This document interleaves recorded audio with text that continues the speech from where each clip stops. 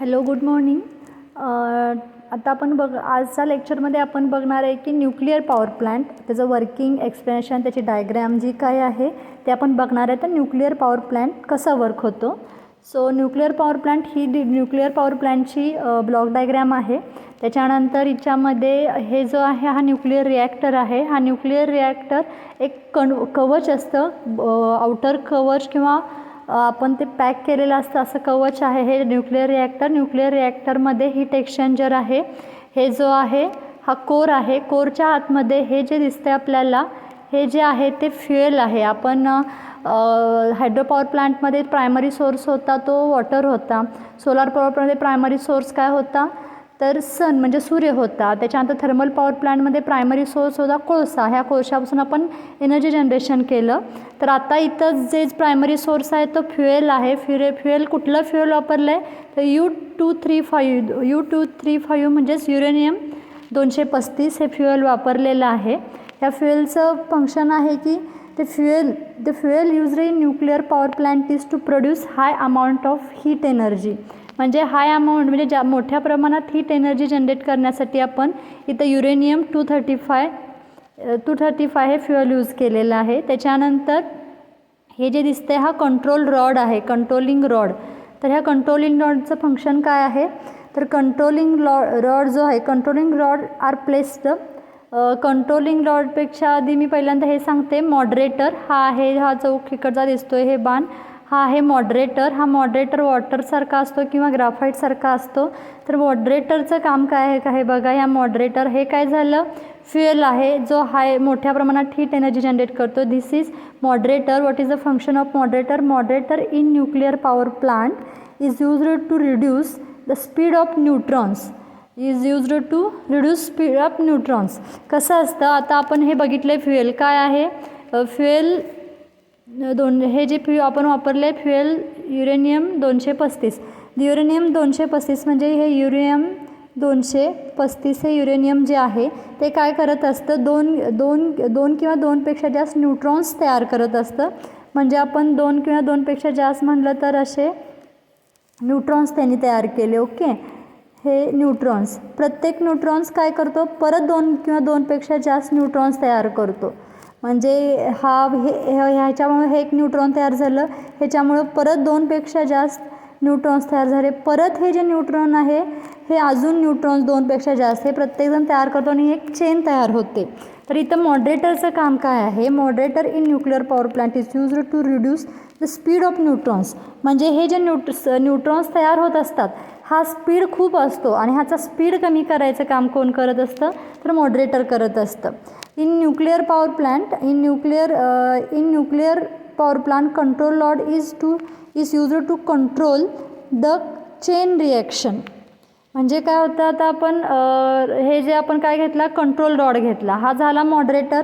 मॉडरेटरचं काम काय आहे की आपण बघितलं मॉडरेटरचं काम काय आहे तर ही जी चेन तयार होत असते ह्या युरेनियम 235 पासून जे न्यूट्रॉन्स तयार होत असतात न्यूट्रॉनची चेन तयार होत असते.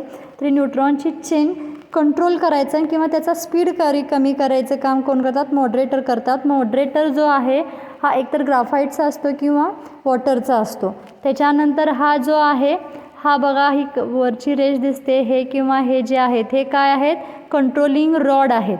कंट्रोलिंग रॉडचं काम काय आहे. Controlling rod are placed in between हे मॉडरेटर अँड फ्युएल. बघा आपण दाखवले फ्युएल म्हणजे हे फ्युएल आणि हे मॉडरेटर ह्याच्यामध्ये कोण असतात कंट्रोलिंग रॉड असतात. Controlling rod in nuclear power plant is used to control the chain reaction.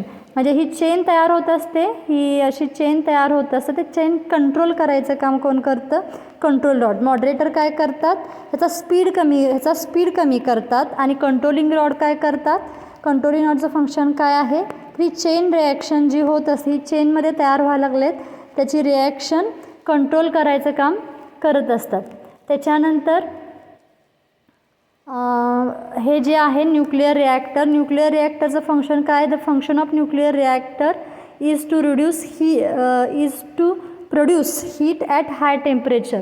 म्हणजे हे जे आहेत काय न्यूक्लिअर रिॲक्टर म्हणजे हा जो आहे हा कवच आहे. याचं काम काय आहे, the function of nuclear reactor is to reduce heat at high temperature. High टेम्परेचरवरती असणारी जी हीट आहे ती हीट प्रोड्यूस करायची किंवा तयार करायचं काम न्यूक्लिअर रिॲक्टर करतात. इथं आपण बघितलो हे 2 आहेत कंट्रोलिंग रॉड आहेत. कंट्रोलिंग रॉड काय करतात, ही जी चेन तयार होते त्याला कंट्रोल करतात. मॉडरेटर आहे, हा मॉडरेटर वॉटर किंवा ग्राफाईट्स आहे. त्याचं काम काय आहे मॉडरेटरचं, की ही जी चेन तयार होते त्याची स्पीड रिड्यूस करायचं काम करतात. हे फ्युएल आहे याच्यामध्ये, हे फ्युएल बघा, हे फ्युएल जे आहे हे फ्युएल कशासाठी आपण वापरतो, हे फ्युएल तर high amount of heat energy generate करण्यासाठी, हीट प्रोड्यूस करण्यासाठी आपण हे फ्युएल वापरलेलं आहे. हे झालं हा महत्त्वाचा पार्ट. हे मॉडरेटर आहे, इकडचं आहे ते फ्युएल युरेनियम 235 आहे आणि हे मधलं आहे ते कंट्रोलिंग रॉड आहे.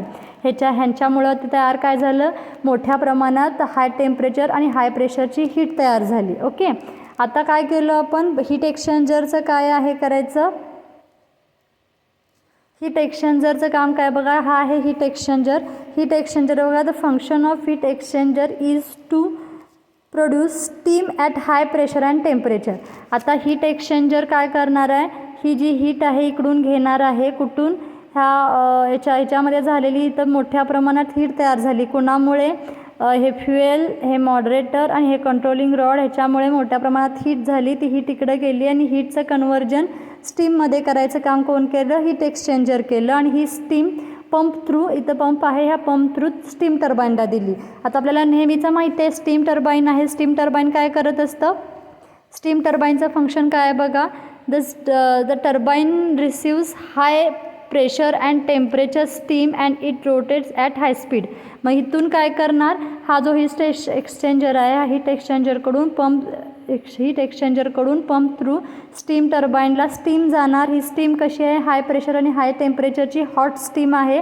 आणि ही हॉट स्टीम टर्बाईनच्या ब्लेडवर पडल्यामुळं काय झालं, टर्बाईन रन होणार. टर्बाईन रन झाल्यामुळे टर्बाईन आणि अल्टरनेटर एकमेकांना कपल केलेले आहेत. मेकॅनिकली कपल केल्यामुळं स्टीम टर्बाईनची मेकॅनिकल एनर्जी ही इलेक्ट्रिकलमध्ये कन्वर्जन होते आणि आपली इलेक्ट्रिसिटी जनरेट होते. त्याच्यानंतर ह्या स्टीम टर्बाईनमधून एक्झॉस्ट झालेली स्टीम म्हणजे अल्टरनेटरला वापरले इलेक्ट्रिकल एनर्जी करण्यासाठी वापरून जी एक्झॉस्ट झालेली नको असलेली स्टीम आहे ती कंडेन्सरमध्ये येते. कंडेन्सरमध्ये काय होतं, the condenser receives an exhaust hot steam, म्हणजे condenser exhaust hot steam receive करते आणि condenser convert hot steam into hot water. म्हणजे हे कंडेन्सर काय करणार, ही हॉट स्टीम आहे त्याचं हॉट वॉटरमध्ये कन्वर्जन करणार. म्हणजे कंडेन्सरनं काय केलं, एक्झॉस्ट स्टीम होती ती हॉट होती, त्याचं हॉट वॉटरमध्ये कन्वर्जन केलं. हे हॉट वॉटर जे आहे ते आपण कूलिंग टॉवरला दिलं. कूलिंग टॉवरच्या इथून जाताना ऑलरेडी कूलिंग टॉवरमधलं पाणी थंड आहे, त्यामुळे थंड पाण्याच्या इथून गेल्यानंतर हे जे हॉट वॉटर आहे ते त्याची टेम्परेचर कमी होतं आणि ते थंड होतं आणि ते थंड होऊन परत रिसर्क्युलेट देऊन आपण हीट एक्सचेंजरमध्ये देतो. हीट एक्सचेंजरमध्ये दिल्यानंतर ऑलरेडी इकडून आपण ह्याच्यामधून हीट ह्याला देतो आणि इथं हीटचं परत स्टीममध्ये कन्वर्जन करून ही पूर्ण सायकल तयार होत असते. तर हे आहे काय, nuclear power plant. Nuclear power प्लांटमध्ये अल्टरनेटरचं फंक्शन काय आहे, व्हेन टर्बाईन रोटेट्स, हे अल्टरनेटर आहे, when turbine rotates alternator also rotates, this way electrical power is generator. अशा पद्धतीने इलेक्ट्रिकल एनर्जी ही जनरेट होते. कूलिंग टॉवरचं फंक्शन काय आहे, जो आता आपण बघितलं कूलिंग टॉवर आहे, ह्या कूलिंग टॉवरचं फंक्शन काय, the cooling water is used to convert hot water into normal water. Cooling water नाही आहे, cooling waste, cooling tower. Cooling tower is used to convert hot water into normal water. ह्याच्यामध्ये ते convert होतं. ह्यामध्ये आणखीन एक आपला पॉईंट आहे, define fission and fusion related to nuclear power plant. Fission म्हणजे काय बघा, फिजन म्हणजे the process in which heat energy is released without using oxygen for combustion in the process is known as fission. Fission process म्हणजे काय, आपण कुठलं तरी हे जी हीट तयार करताना आपल्याला ऑक्सिजनची गरज असते, पण इथं काय केलेलं आहे, तर ह्या प्रोसेसमध्ये the process in which heat energy released without heat energy तयार होते, रिलीज होते विदाउट युजिंग ऑक्सिजन न वापरलं जाता हीट तयार होते फॉर कंबशन इन प्रोसेस, म्हणजे ही कंबशन म्हणजे जळण्यासाठी, प्रोसेसमध्ये जे जळण्यासाठी हीट तयार केली जाते त्याच्यामध्ये ऑक्सिजन वापरला जात नाही आणि ते ऑक्सिजन न वापरल्यामुळे त्याला काय म्हणतात फ्युजन काय आहे? फ्युजन इज द आता फ्युजनची डेफिनेशन काय आहे? Fusion is the fusing of 2 or more small atoms into a large one, म्हणजे फ्युजिंग म्हणजे एकत्र येणे. तर फ्युजन प्रोसेस काय आहे की 2 किंवा 2पेक्षा जास्त स्मॉल ॲटम्स एकत्र येऊन एक मोठा ॲटम, एक लार्ज ॲटम तयार होणं. ॲटम्स अणू रेणू असतात ना ॲटम्स, सो दॅट टाईप जे काही असतात त्याच्यामध्ये fusion is the fusing of 2 or more small atoms into large one, म्हणजे 2 किंवा 2पेक्षा जास्त ॲटम्स एकत्र येतात आणि त्याच्यापासून एक मोठा एकच तयार होतो ॲटम, त्याला म्हणायचं fusion. To produce heat energy, म्हणजे हीट एनर्जी प्रोड्यूस करण्यासाठी 2 किंवा 2पेक्षा जास्त स्मॉल ॲटम एकत्र येऊन एक मोठा ॲटम तयार होतो आणि त्याला म्हणायचं फ्युजन. हे सुद्धा इम्पॉर्टंट आहे. तर जे काही न्यूक्लिअर फ्युएल्स आहेत, जर आपल्याला हा 2 मार्काला क्वेश्चन विचारला होता, न्यूक्लिअर फ्युएल्सची नावं सांगा. 1 natural uranium, 2 low enriched uranium, highly enriched uranium आणि फेराइट मटेरियल.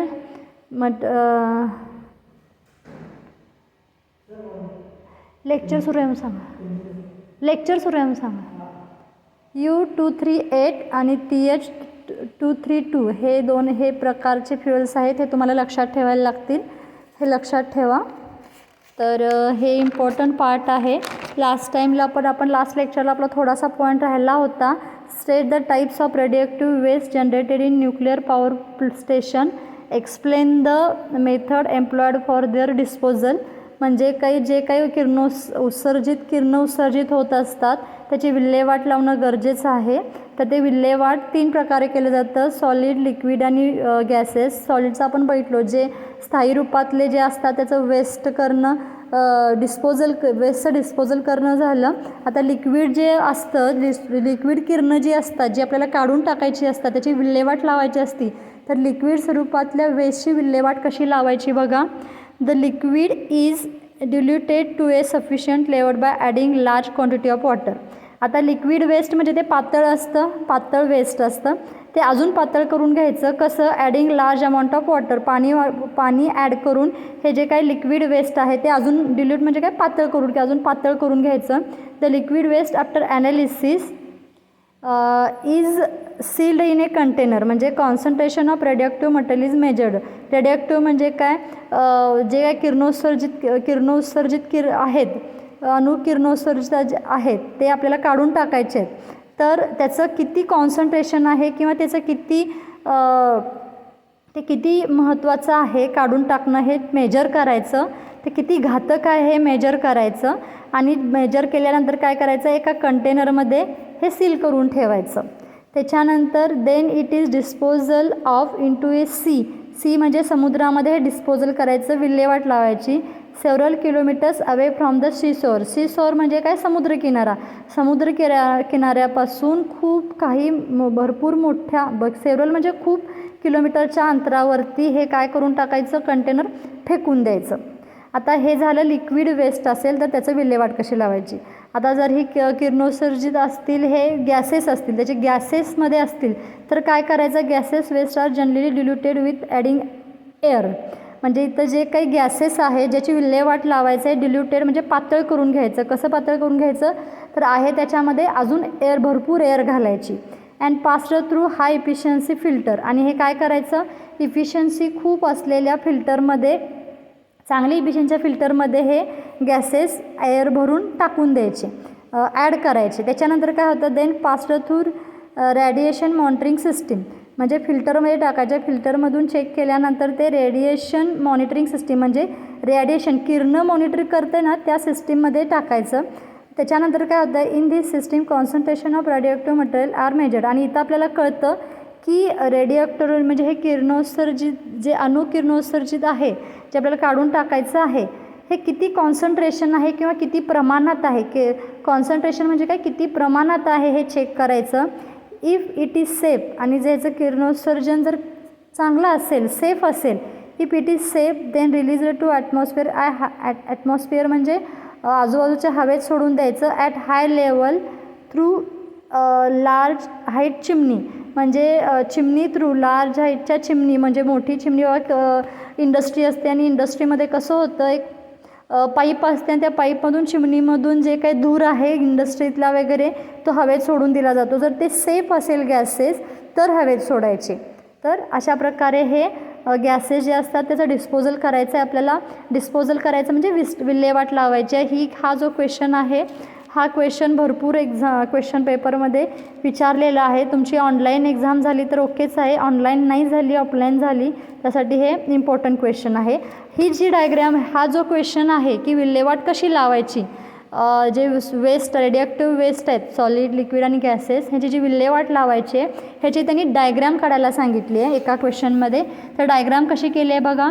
रेडिएक्टिव्ह वेस्ट ओके, त्यांचं प्री ट्रीटमेंट त्याच्या आधी म्हणजे आधी एक ट्रीटमेंट द्यायची, त्याच्यानंतर फायनल ट्रीटमेंट करायचं. म्हणजे वेस्ट जे आहे त्याची विल्हेवाट लावायची आहे. विल्हेवाट लावायच्या आधी त्याच्यावर थोडी प्रोसेस करायची, ट्रीटमेंट द्यायची, नंतर फायनल ट्रीटमेंट द्यायची. त्याच्यानंतर ते ट्रीटमेंट दिल्यानंतर ते कंडिशनिंग करायचं. कंडिशनिंग करायचं म्हणजे आता आपण बघितलो लिक्विड जर आहे त्याच्यामध्ये आणि जरा पाणी वापरायचं आणि ते पातळ करायचं, किंवा गॅसेस होते गॅसेसमध्ये आणि एअर मिक्स केलं आणि ते पातळ करून घेतलं. तर कंडिशनिंग करायचं म्हणजे काय, जर अजून पातळ हवा असेल आहे त्या लिक्विडमध्ये अजून जरा पाणी ओतायचं, वॉटर ओतायचं आणि ते पातळ करून घ्यायचं. तर कंडिशनिंग ह्यापर्यंत जशी रिक्वायरमेंट आहे तसं त्याला कंडिशनिंग करून घ्यायचं आणि डिस्पोजल करायचं. हे करत असताना इथं दोन आहे, जर हे डिस्पोजल करायचं आहे खराब आहे ते ठीक आहे, पण ह्यातले असे पार्टिकल्स असतात की त्याचं डिस्पोजल आपण करू शकत नाही, विल्हेवाट लावू शकत नाही. फॉर एक्झाम्पल प्लास्टिक हा त्याचं विल्हेवाट आपण करू शकत नाही. तर काय करायचं, एक्सेप्ट वेस्ट म्हणजे जे डिस्पोजल होत नाही असं वेगळं, ज्याचं डिस्पोजल होत नाही म्हणजे प्रॅक्टिकल आहेत हे खरं नाश होत नाहीत असे वेगळे काढायचे. नाश होऊन जाते ते खोडून द्यायचं. आणि nuclear material for recycle reuse, आणि असं पण काही असतं ज्यात आपण कशासाठी तर रियूज करू शकतो. रियूज करून येण्याचे पार्टिकल वेगळे केले, वेस्ट जे होऊ शकत नाही ते वेगळं केलं, आणि ज्याचं वेस्ट होऊ शकतं त्याच्यावर ट्रीटमेंट करून कंडिशनिंग करून ते डिस्पोजल. ही डायग्रॅम आहे. हे जो क्वेश्चन आहे कुठला, state the types of radioactive waste generated in nuclear power station, explain the methods employed for their disposal. हे डिस्पोजल आहे, ह्याचीच डायग्रॅम त्यांनी सांगितली एका क्वेश्चनमध्ये. Explain the procedure of disposal of nuclear waste in suitable diagram सांगितल्यामुळे ही डायग्रॅमसुद्धा इम्पॉर्टंट आहे. ओके, इथं आपला न्यूक्लिअरचा पार्ट संपतो. न्यूक्लिअर पॉवर प्लॅन्टचा एक क्वेश्चन आहे की explain why nuclear power plant are preferred as a base load power plant. Base load plant म्हणून न्यूक्लिअर पॉवर प्लांटला का वापरतात, किंवा न्यूक्लिअर पॉवर प्लांटचे ॲडव्हान्टेजेस काय आहेत. Nuclear power plant is very economical for producing bulk amount of electric power. Economical म्हणजे काय, स्वस्त आहे. न्यूक्लिअर पॉवर प्लांट हे खूप स्वस्त आहे मोठ्या प्रमाणात इलेक्ट्रिक पॉवर तयार करण्यासाठी. Nuclear power plant is reliable in operation. Reliable म्हणजे काय, ऑपरेशन त्याचे अगदी सुटसुटीत आहेत, त्याचे टेस्ट वगैरे करणं अगदी सुटसुटीत आणि सोपं आहे.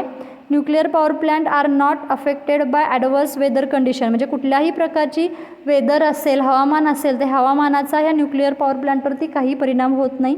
Nuclear energy is outstanding as compare to any other type of energy. Outstanding म्हणजे अतिशय उत्तम अशी उत्कृष्ट अशी एनर्जी प्लांट आहे compare to any other type of energy source. म्हणजे कुठल्याही अदर एनर्जी सोर्स किंवा पॉवर प्लांटपेक्षा हे अतिशय उत्तम आहे. Large amount of nuclear fuel is available in nature. आणि हे न्यूक्लिअर फ्युएल्स आहेत हे लार्ज अमाऊंट खूप मोठ्या प्रमाणात अवेलेबल असतात, त्याचा आपण यूज करून इलेक्ट्रिसिटी जनरेट करतो. Nuclear fuels do not produce carbon dioxide or sulphur oxide so it produce less air pollution. आणि न्यूक्लिअर फ्युएल्स जे असतात हे कसे आहेत, कार्बन डायऑक्साईड किंवा सल्फर ऑक्साईड तयार करत नाहीत, त्यामुळे हे पोल्युशन जनरेट करत नाही. तर असं आहे. त्याच्यानंतर आपण नेक्स्ट बघूया गॅस पॉवर प्लांट आहे. गॅस पॉवर प्लांटमध्ये वातावरणातली आपण एअर घेतो, हवामानातली वातावरणातली ॲटमॉस्फिअरमधली एअर घेतो. हा आहे फिल्टरमध्ये काय होतं, ही एअर जी आहे ती क्लीन केली जाते. काही नको असलेले पार्टिकल्स असतील तर फिल्टर करून केले जातात आणि ते कॉम्प्रेसरला देतात. कॉम्प्रेसर काय करतो, ही जी आलेली एअर आहे ती कॉम्प्रेस करायची, कॉम्प्रेस करायचं आणि ह्या रिजनरेटर थ्रू ह्या कंबशन चेंबरला द्यायचं. ओके, हा रिजनरेटर आहे आणि हे जी कॉम्प्रेस केलेली एअर आहे ही एअर काय करायचं इथं कंबशन चेंबरला द्यायचं. कंबशन चेंबरमध्ये आपण फ्युएल्स दिले, फ्युएल्स पण ॲड केल्यामुळं हे इथं मोठ्या प्रमाणात कंबशन म्हणजे जाळण्याची प्रक्रिया होते. म्हणजे ही एअर आली, ही कॉम्प्रेस्ड एअर आली. एअर ही काय आहे हाय टेम्परेचरची आहे आणि ही एअर आणि हे फ्युएल हे दोघांच्यामुळे इथं हीट हे कंबशन होतं, ह्याचं जळण्याची प्रक्रिया होते आणि जळल्यामुळे काय झालं इथं मोठ्या प्रमाणात हीट तयार झाली. ओके, म्हणजे हीट तयार झाली आणि ती हीट जी आहे त्याचे जे गॅसेस आहेत, हीट कंबशन होतं आणि ते जळताना त्याचे जे हीट तयार होते, गॅसेस तयार होतात, ते गरम असतात आणि ते गॅसेस आपण गॅस टर्बाईनला देतो. गॅस टर्बाईनमध्ये काय होतं, हे गॅसेस काय होतात, गॅस टर्बाईनमुळे ह्या गॅसेसमुळे गॅस टर्बाईन रन होतो. ॲक्च्युली कसं आहे, हे इथून जी एअर आली, फिल्टर झाली, कॉम्प्रेसरमध्ये कॉम्प्रेस केल्यामुळे त्याचे प्रेशर आणि टेम्परेचर वाढलं आणि प्रेशर आणि टेम्परेचर वाढलं हे रिजनरेटरमधून कंबशन चेंबरला दिलं. ह्याचं हाय प्रेशर आणि हाय टेम्परेचरची इथं फ्युएल दिल्यामुळं ह्यांचं कंबशन झालं आणि कंबशन झाल्यावरती काय झालं इथं हे जी गॅसेस तयार झाले, याचा खूप प्रेशर आहे गॅसेसचा आणि कंबशन झाल्यामुळे ते हॉट गॅसेस आहेत, ते हॉट गॅसेस गॅस टर्बाईनला दिले. त्यामुळे गॅस टर्बाईन काय झाला, रन झाला. गॅस टर्बाईन रन झाल्यामुळं काय झालं, गॅस टर्बाईन आणि हा अल्टरनेटर एकमेकांना मेकॅनिकली कपल्ड आहेत. त्यामुळे गॅस टर्बाईन जसा रोटेट होणार तसा अल्टरनेटर पण रोटेट होणार आणि त्याची झालेली इलेक्ट्रिसिटी तयार झाली ती आपण मोटर स्टार्टिंगला किंवा अदर ॲप्लिकेशनसाठी यूज करतो. आता इथून जे गॅस टर्बाईन आहे इलेक्ट्रिसिटीला इकडं वापरल्याने उरलेली एक्झॉस्ट म्हणजे नको असलेली गॅस जी तयार झाली ही काय केलं, रिजनरेटरमध्ये दिलो. रिजनरेटरमध्ये काय झालं, एक्झॉस्ट गॅस आली जी कशी आहे, हॉट आहे, हॉट गॅस आहे. तर ओके, हॉट गॅस आहे, ह्या हॉट गॅस इथं आहे. त्यामुळे इथून जी बघा एअर आला, एअर इनटेक फिल्टर केलं, कॉम्प्रेस्ड एअर आहे, हाय टेम्परेचर हाय प्रेशरची रिजनरेटरमधून कंबशन चेंबरला जाताना इथं हॉट गॅसेस पण आले, त्यामुळे इथं त्याला हीट पण मिळाली. तेच गरम झालेलं जे काही एअर आहे ती कंबशनमध्ये आली. हाय प्रेशर हाय टेम्परेचरची जी काही गॅसेस आहेत त्याला आपण फ्युएल दिल्यामुळे तिथं जळण्याची प्रक्रिया झाली. जळण्यामुळं हीट तयार झाली आणि गॅसेस तयार झाले. ते गॅसेस आपण गॅस टर्बाईनला दिले. आता इथं काय आहे, सगळ्यात महत्त्वाचा पार्ट आहे की कॉम्प्रेसर, गॅस टर्बाईन आणि अल्टरनेटर हे सगळे एका सेम शाफ्टवरती असतात. जेव्हा ज्यावेळी टर्बाईन रन होतो, टर्बाईन म्हणजे इथलं जे गॅसेस आहेत ते गॅस टर्बाईनला आल्यानंतर टर्बाईन रन होतो. टर्बाईन रन झाल्यानंतर इथले जे मेकॅनिकल एनर्जी जनरेट होते, इथं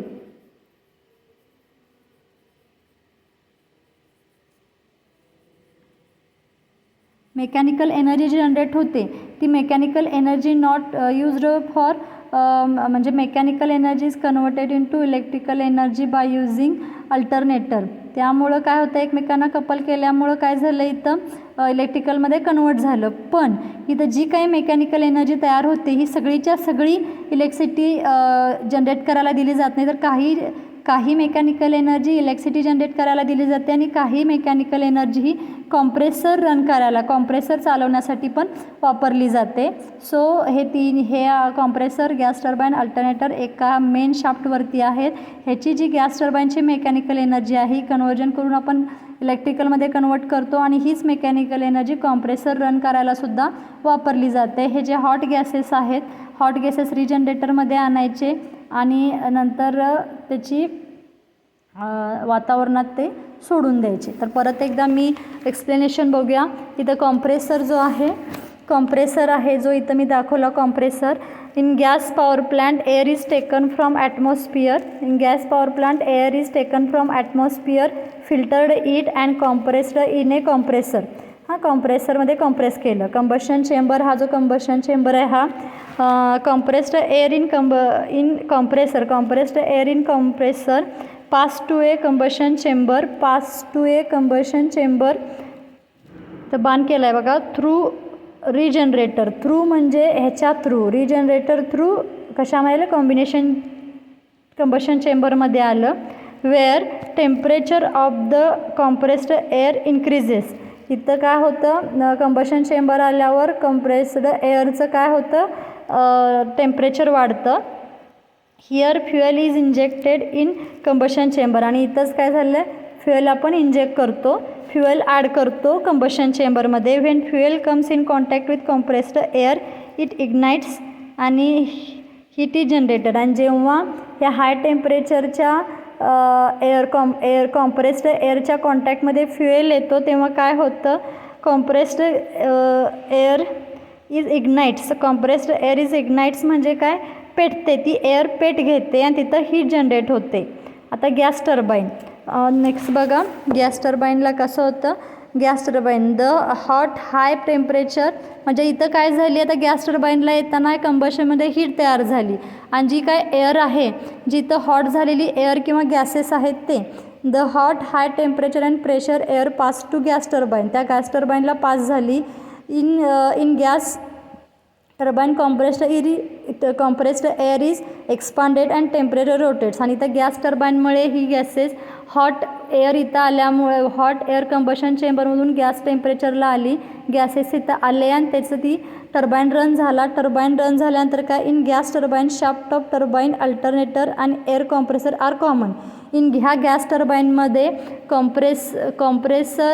कॉम्प्रेसर गॅस टर्बाईन आणि अल्टरनेटर हे काय सांगितले त्यांनी, आर कॉमन. हे कॉमन शाफ्टवरती हे सगळे आहेत असं सांगितले. अल्टरनेटरचं काय आहे, turbine and alternator are mechanically coupled. Mechanical असतात. So some mechanical energy of turbine is converted to electrical energy. म्हणजे काही मेकॅनिकल एनर्जी इलेक्ट्रिकल एनर्जी तयार करण्यासाठी यूज करायची. And some mechanical power is used to drive compressor. आणि compressor drive करायला उरलेलं, म्हणजे हा मगाशी सांगितल्याप्रमाणे हा कॉम्प्रेसर ड्राईव्ह करायला उरलेली एनर्जी यूज करायची. आणि रिजनरेटरचं काम काय आहे, regenerator uses exhaust air from turbine. टर्बाईनमधलं